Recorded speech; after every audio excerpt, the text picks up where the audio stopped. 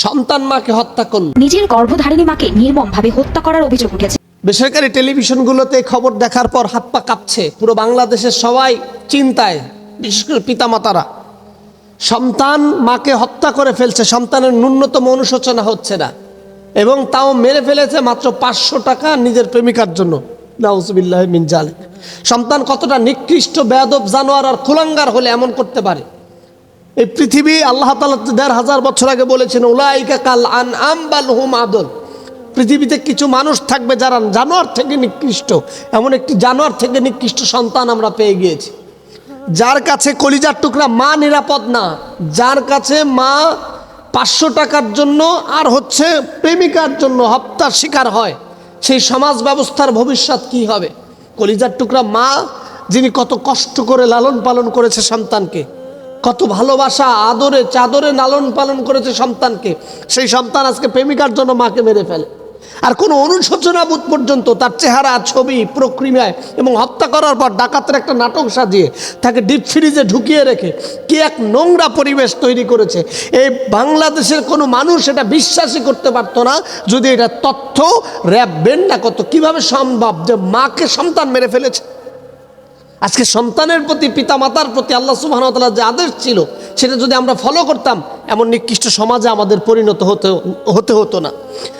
আল্লাহ তাআলা কোরআন শরীফে বলছেন, ওয়া ক্বাদা রাব্বুকা আল্লা তা'বুদু ইল্লা ইয়্যাহু ওয়া বিল ওয়ালিদাইনি ইহসানা ইম্মা ইয়াবলুগান্না ইনদাকাল কিবারা আহাদুহুমা আও কিলাহুমা ফালা তাকুল লাহুমা উফফি ওয়ালা তানহারহুমা ওয়া কুল লাহুমা কওলান কারীমা। আরশে আজিমের মালিক বলছেন, তোমাদের রবের পক্ষ থেকে নির্দেশ হলো, তোমরা রবের ইবাদত করো আর তোমার পিতামাতার উপরে সৎ আচরণ করো। আর যদি তোমরা পিতা মাতা উভয়কেই অথবা যে কোনো একজনকে বার্ধক্যজনিত বয়সেও পেয়ে যাও, খবরদার তাদের সাথে বিরক্তি সূচক আচরণ করো না। তারা যেন উফ শব্দটা উচ্চারণ করে এমন কোনো আচরণ করো না, বরং তাদের সাথে নম্র ভদ্রভাবে কথা বলো। আজকে যদি নম্র ভদ্র এমনভাবে কথা সন্তানরা বলতো, তাহলে সন্তানের কাছে মা হেনস্থা হতো না।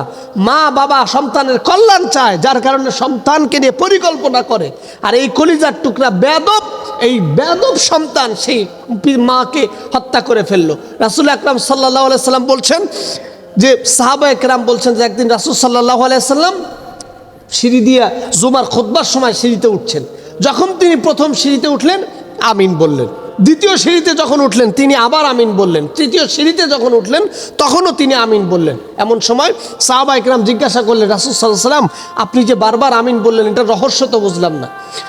আল্লাহ রাসূল সাল্লাল্লাহু আলাইহি সাল্লাম বললেন যে, আমি যখন প্রথম সিঁড়িতে পা রেখেছি, তখন জিবরাইল এসে আমার কাছে বলল, যারা রমজান মাসে রোজা পেল অতঃপর গুনাহ মাফ করাতে পারল না, তারা ধ্বংস হোক।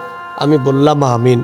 এরপরে দ্বিতীয় সিঁড়িতে যখন পা রেখেছি, জিবরাইল বলছে যে, আপনার প্রতি দুরূদ, আপনার নাম যেখানে উচ্চারণ করা হয় অথচ আপনার প্রতি দুরূদ পড়া হয় না, তারা সেই জাতি, তারাও ধ্বংস হোক। আমি বললাম আমিন। এরপরে রাসূল সাল্লাল্লাহু আলাইহি ওয়াসাল্লাম 3 নম্বরে বললেন, 3 নম্বর সিঁড়িতে যখন উঠেছি, জিবরাইল বলল, যারা পিতা মাতাকে পেল অথচ জান্নাত ক্রয় করতে পারলো না, তারাও ধ্বংস হোক। আমি বললাম আমিন। অর্থাৎ কলিজার টুকরা পিতা মাতাকে পার পর জান্নাত ক্রয়ের কথা রাসূল সাল্লাল্লাহু আলাইহি ওয়াসাল্লাম বলছেন, সেখানে আমি আমার কলিজার টুকরা মাকে মেরে ফেলছি, হত্যা করে ফেলছি।